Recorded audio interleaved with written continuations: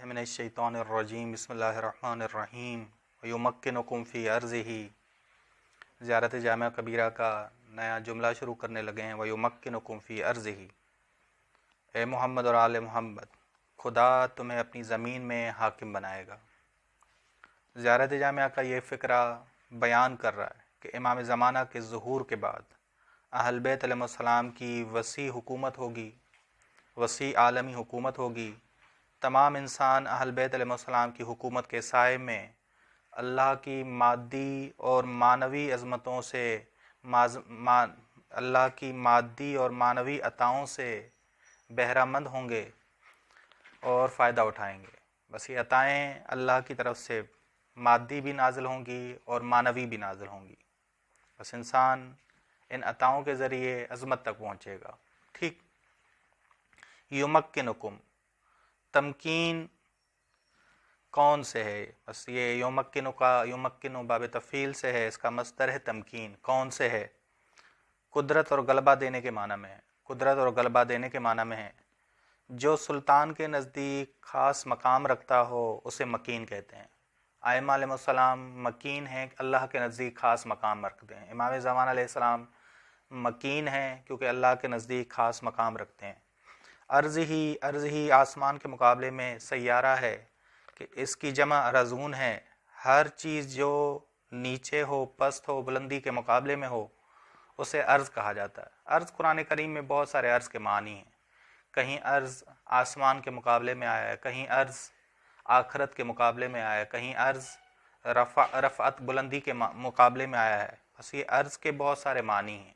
अर्ज़ के बहुत सारे मानी हैं कुरान करीम में। अगर आप देखें तो कहीं अर्ज़ पस्ती के माना में है, कहीं अर्ज़ ज़मीन के माना में है, कहीं अर्ज़ आलम मादा के, आलम दुनिया के माना में है और आखरत के मुकाबले में है।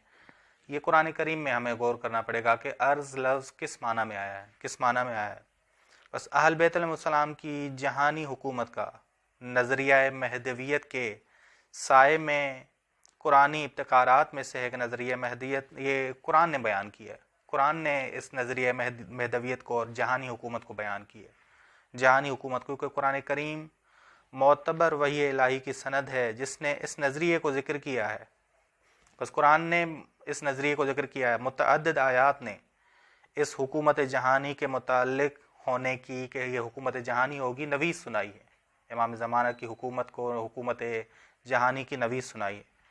सूरह नूर की आयत नंबर 55, वअदल्लाहुल्लज़ीना आमनु मिनकुम व अमिलुस्सालिहात, खुदा ने वादा किया है उन लोगों से जो ईमान वाले हैं और तुम में से नेक आमाल अंजाम देने वाले हैं। लयस्तखलिफन्नहुम फिल अर्ज़, कि खुदा उन्हें जानशीन बनाएगा ज़मीन में, पूरे जहां में, पूरी जुग्राफियाई, पूरे ज़मीन में कमस्तखलफ़ल्लज़ीना मिन क़ब्लिहिम, जिस तरह इनसे पहले जानशीन बनाया बहुत सारे लोगों को। वलयुमक्किनन्ना लहुम दीनहुम, बस खुदा उनके लिए वो दीन इस्लाम को मजबूत करेगा जिस दीन से वो राज़ी हुआ। बस खुदा दीन इस्लाम से राज़ी हुआ। रज़ीतु लकुमुल इस्लाम दीना, खुदा दीन इस्लाम से राज़ी हुआ है। बस दीन इस्लाम का गलबा होगा तमाम अदियान पर जब इमाम ज़मान अलैहिस्सलाम ज़ुहूर करेंगे। वलयुबद्दिलन्नहुम मिन बाद खौफ़िहिम अमना, बस खौफ के बाद मुवाहिदीन अमन में आ जाएंगे।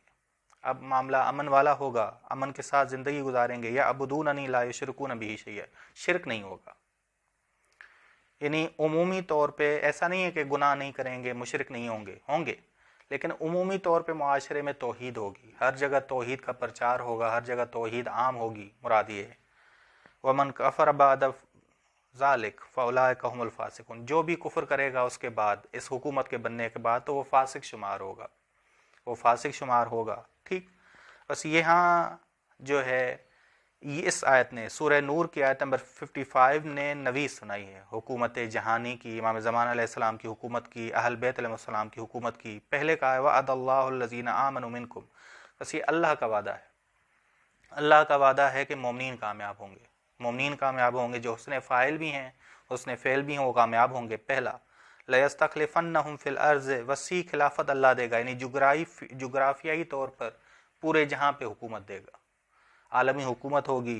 پورے جہاں پر حکومت ہوگی، وَلِيُمَكِّنَنَّ لَهُمْ دِينَهُمُ الَّذِي، بس دین اسلام کو کامل غلبہ دے گا، یا عبدوننی لا یشرکون بی شیئا، یعنی معاشرہ شرک سے دور ہو جائے گا، اللہ واحد کی بندگی کرے گا معاشرہ، اور اللہ اس دین سے راضی ہوا ہے، دین اسلام سے راضی ہوا ہے۔